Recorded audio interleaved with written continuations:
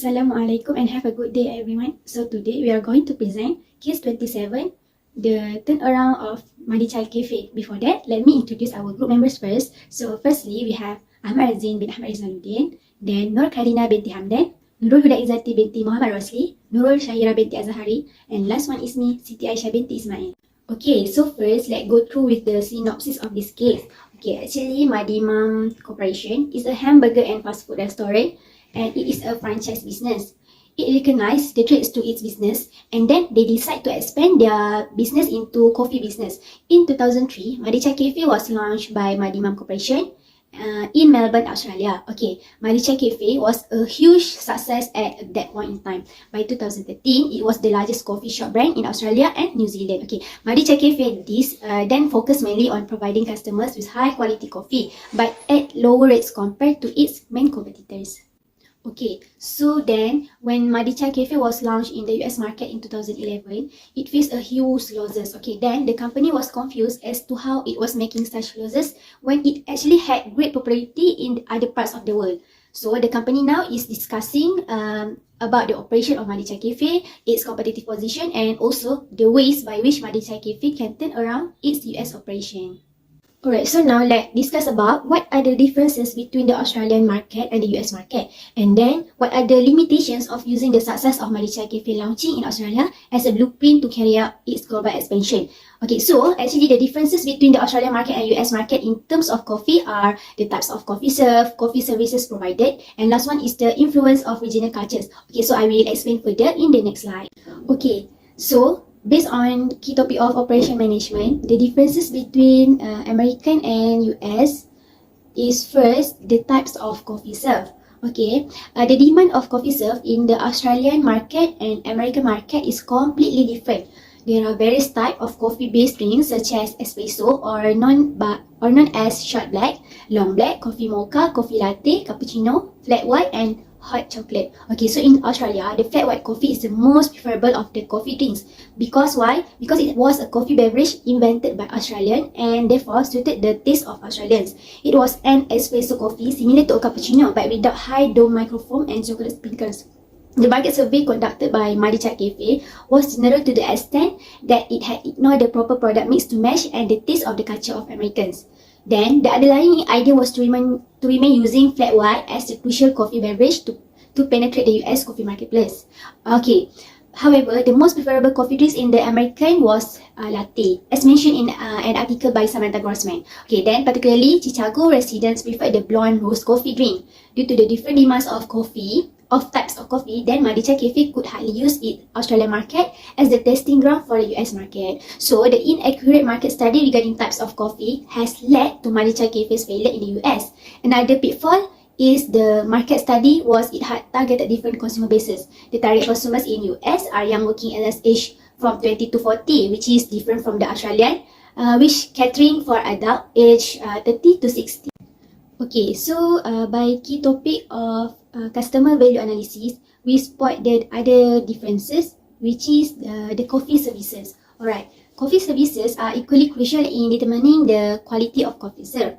In Australia, coffee is served by waiters, attending to the customer's table and providing them a menu for making new orders when customers have finished their cups of coffee.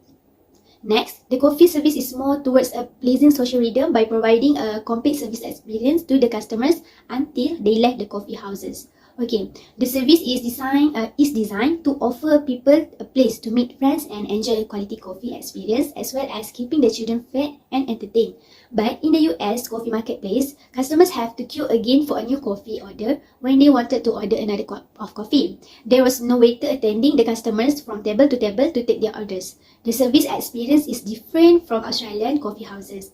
Okay, so in the US, if there were waiters coming to serve the customers and asking them whether they would like to make a new order, the customers would feel pressure. Okay, then they would likely to make another order as a form of courtesy, but undeniably this would leave them with unpleasant experience.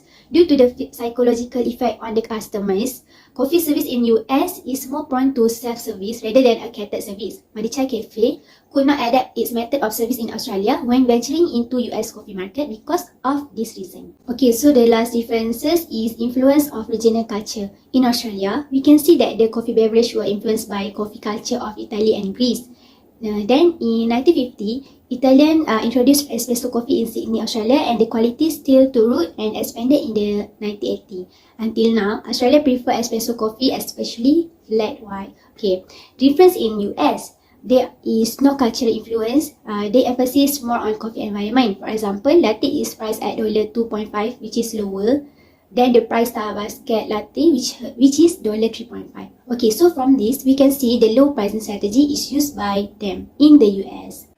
Thank you, Siti Aisha. Hi, my name is Nur Kairina. I would like to proceed to question 2. What are the root causes of Madichai Cafe failure to venture into the US market? To answer the question, we will look at 2 aspects: SWOT analysis and root cause of failure.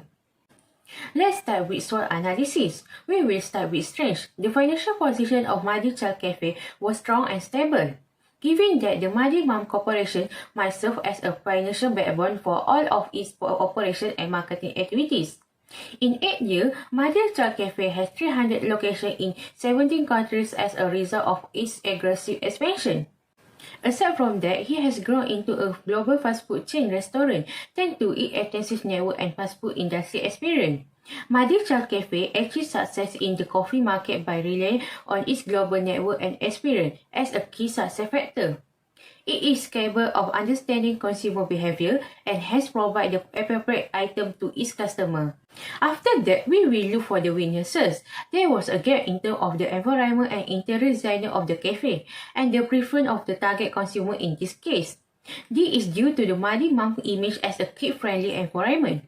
However, Madi Mum original concept was totally opposite to Madichai Cafe plain concept, which was based on the preference of the target client group. In SWOT analysis, we also look at the opportunity.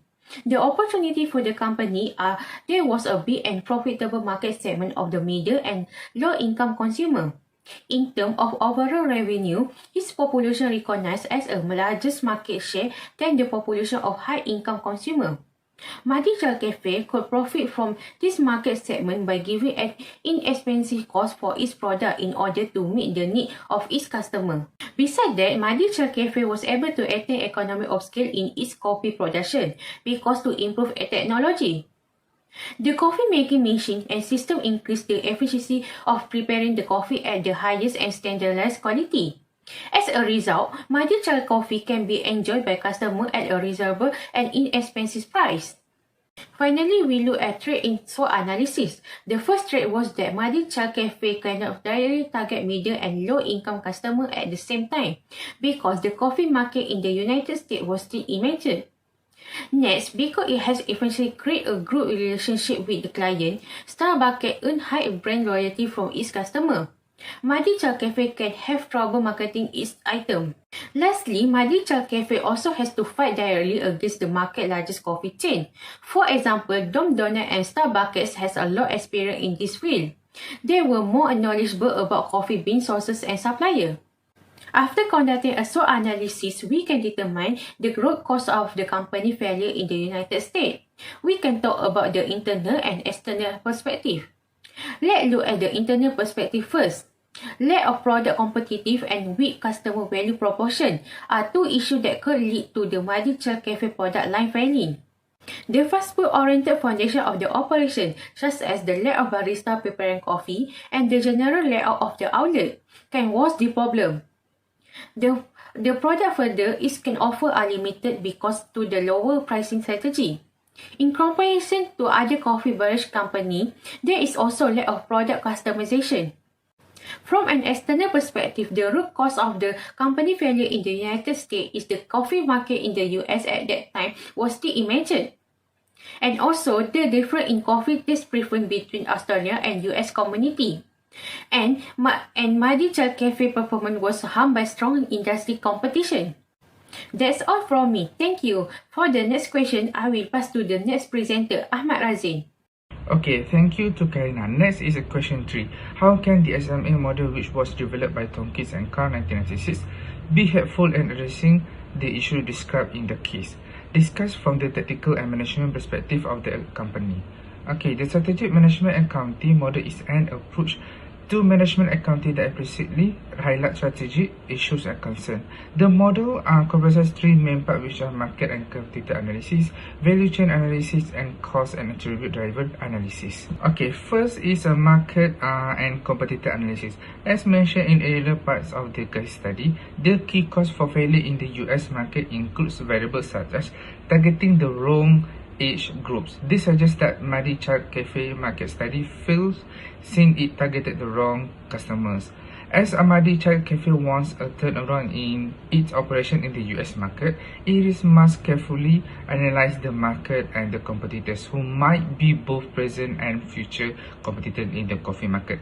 When the competitive and market studies are done correctly, Muddy Child will have a clear vision of the direction it has to take to reach its goals. Okay, next is a Muddy Child Cafe may be better enter the market by creating items that are in demand by the customer requirement. Management must consider the perspective of the customers. Why would a client choose Muddy Child over Starbucks for coffee? It is because the outlet have lower prices or a nicer atmosphere. Muddy Child should consider the client tastes and preferences. It is not possible to create items that do not fit to the taste of the US customer. Next is understanding the competitors' capabilities and limitation is a vital step in turning the business around. Dom Donuts and Starbucks are 2 competitors with extensive histories in the US coffee business. Dom Donuts' aggressive marketing and advertising activities have been significant successful in increasing sales. Furthermore, the use of technology has boosted the company brand image among customers. For the Starbucks, on the other hand, is the coffee industry giant in the United States. Its location provides features like as a free Wi-Fi and its peaceful laid-back atmosphere has drawn customers of all ages. Okay, next point is a value chain analysis. What is a value chain analysis? Value chain analysis is used to identify the primary activities and the secondary activities of Muddy Child that add value to its products. So they're divided in 2, which is primary activities and support activities. Okay, I will discuss the primary activity. First is inbound logistics. The purchasing department was the department that managed the material from purchasing to operation. The department was mainly responsible to make decisions on the cost and quality of the raw material purchased. As mentioned in the case, Mr. Thomas' decisions were not based on these 2 elements, and he was only concerned with the cost element. Example, the prices offered by the supplier of raw material. Muddy Child Cafe competitors were producing high quality products and services because they were more concerned about the quality than the cost. Next is operation. This current operation focused too much on the serving time of the drink and had ignored the quality issues. The operation goal was to make a cup of coffee for the customer, and the barista was the most important resource in supplying the coffee. However, there was a shortage of qualified human resources at Chicago Muddy Child Cafe. To address the staff issue, Muddy Mum Corporation took action by shifting staff from the fast food line to the service the operation at Muddy Child Cafe. Those staff had no prior knowledge of brewing and servicing coffee. There was no suitable training program in place to teach and prepare barista to serve coffee to consumers skillfully. Thirdly is outbound logistics. As previously said, time was an important component in the delivery of goods and services to customers. Serving a cup of coffee, on the other hand, differed from producing a burger, since coffee were individualized while burgers were standardized. Barista required to be patient and diligent while making cup of coffee when serving customized coffees. This procedure took longer. A burger was offered as a fast food and took the lowest amount of time to produce and transport. This resulted in a negative image of the coffee and decreased consumer demand. Fourth is marketing and sales. In Muddy Child Cafe, the activity in the marketing and the sales department were promotion and advertisement of a product to the customer. In Chicago, promotion and advertising technique were ineffective. There was no obvious rise in the customer following the start promotion of products. Lastly is a service. The service provided by Madi Child Cafe refers to the value-added activities aside from the product sold to its customer. These efforts were critical in maintaining client satisfaction after they were delivered their coffee. Next, I will pass to the Huda. Thank you, Ahmad Razin. Okay, now we shall look at the support activities. First is infrastructure. It is included dining facilities, internet facilities, services, facilities, and cafe design. It is used to support the key activities by enhancing customer satisfaction. However, the cafe's architecture did not produce a calm atmosphere since metallic designs such as metal couches and stainless steel chairs and table because we want more natural concept. Okay, next is human resources management. It is rely on business administrative department and had minimum control over the employees recruited by the franchises. There was no adequate staff training to improve employee service quality. The business administration department was only concerned for staff availability in all branches of the cafe. The third one is technology development. Madi Child Cafe created web pages as a means of marketing its cafe and kids. They also employ machines to make the coffee in order to improve operational efficiency. The last one is procurement. It refers to the general purchasing tasks which included the raw material purchases for Madi Child Cafe. Okay, we are going to see the next key topic, which is cost and attribute driver analysis. Okay, one, this analysis is identified from market competitor analysis and the value chains analysis. The driver can be modeled to check whether they can be delivered at an acceptable profit level. The cost and benefit analysis between the cost incurred and the attribute provided have to be done during the process of cost reduction and attribute improvement.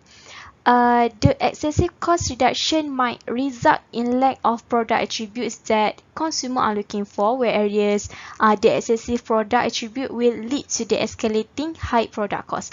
So these both cases are not feasible for competing in the market, and a balance point must be achieved between both objectives. The both removal and the total quality management concept are applicable in this case to reduce the cost of the production while preserving product features. Okay, so the next is the process is iterative such that repeated assessment can be done to improve the profitability of the product lines through piecemeal cost saving or more radical business process re-engineering. Okay, in order to achieve the lowest possible production cost at the desired product attributes. So by having this sufficient cost data from other industry players, Madi Child Cafe can benchmark its product cost in each part of the value chain to the industry average or the industry low figures for continuous improvement. This improvement in cost performance compared to appropriate learning curve in conjunction with technology investment should be observed in longer term to further reduce the production cost. Okay, from the market and competitor analysis and value chains analysis, Madi Child Cafe need to focus more on how to deliver its product to suit the consumer and the market in this case. Value chains re-engineering is not required at this stage. Hi and Assalamualaikum. My name is Nurul Shaira, and now we proceed with the last question, which is the practical recommendation that we might propose to the management to address this issue. There are 4 recommendations that we had to identify, which are: needs to adapt the design of its premises, advertise its product in a more innovative way, educate the consumers of coffee culture, and lastly is research and market service in the US community. Furthermore, we also had found the ethical issue that we can bring up in this case, which are patient and community. First and foremost, using the strong brand name and network as well as financial support of Madi Mum, Madi Child Cafe can easily expand its footprint into many new markets in the world. However, as the original branding of Madi Mum is different from Madi Child Cafe in terms of the operating environment, Madi Child Cafe needs to adapt the design of its premises in order to cater to its targeted consumer preferences. Instead of standardized advertising and promotions throughout the country, the product development department and the marketing department can decide on various product mix and marketing campaigns which are different according to the market regions based on the feedback from each outlet obtained from the outlet managers by the business administrative department. Madi Chai Cafe has to ensure its layout and marketing strategies align with its low value proposition in order to successfully attract consumers. Next, in an attempt to respond to the competitors, Madi Chai Cafe can advertise its product in a more innovative way. Besides conventional advertisement made through printed and broadcast media, they can advertise their product online through news portals and social media. The cafe can also offer free coffee during certain hours of the week to attract and obtain feedback from the consumers. If consumers like the taste of the coffee, they will return to Madi Chai Cafe and make another purchase at a reasonable price. Giving out free sample is another good option, given that the taste of coffee offered is sweeter as it was adopted directly from the Australian market. Having feedback from the customer will allow Madi Chai Cafe to adapt and to improve to the taste to match that of the US community. After that, where the projection was somewhat too optimistic to be achieved, the failure can be attributed to the immaturity of the US coffee market, especially within the low and middle income demographics. Madi Chai Cafe is using a low value proposition and targeting these consumers. Hence, in order for the business to survive, Madi Chai Cafe can educate the consumers on coffee culture in order to drive more sales. Using CSR programs and other promotional techniques such as radio and television advertising, Madi Chai Cafe has to make coffee drinking a trend among the community members. The coffee drinking trend can also be achieved through limited free coffee promotion as mentioned earlier. This promotion will attract crowds and cause an impact to society to try out the coffee products. In-depth research and market surveys in the US community also need to be done for Madi Chai Cafe to really understand consumer behavior. By identifying the required attributes of the consumers, Madi Chai Cafe can improve its activities along the value chain and deliver the products that suit consumer preferences at a suitable price.